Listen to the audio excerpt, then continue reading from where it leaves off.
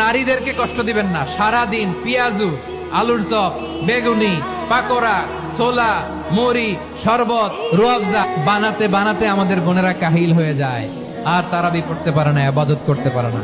আমরা যেন আমাদের বোনদের প্রতি ইহসান করি। শিশু এবং নারীদের ব্যাপারে বিশেষ খেয়াল রাখবেন। শিশুদের রমাদানের ব্যাপারে উৎসাহ দেন, তাদের প্রস্তুতি নেওয়ান, তাদেরকে রোজা রাখতে দিবেন। আমার ভাইয়েরা এবং বোনেরা, একদিন দুই দিন না খেয়ে থাকলে আপনার ছেলে মেয়ে মারা যাবে না। ওদেরকে উৎসাহিত করেন, ওদের ছোট্ট যারা রাখতে দেন, বলেন যে বাবা সকাল থেকে দুপুর পর্যন্ত না খেয়ে থাকলে তোমার অর্ধেক রোজা, এরকম 2 দিন অর্ধেক মিলে তোমার 1 রোজা। এরকম আমি কত রোজা রাখছি ছোটবেলায় কোনো হিসাবই নাই।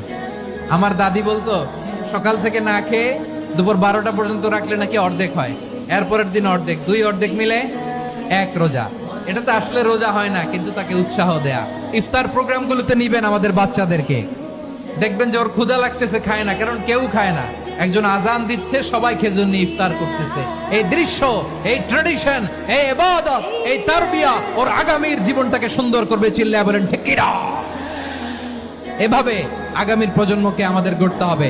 শিশুদের রোজার ব্যাপারে প্রস্তুতি নিন, উৎসাহ দিন।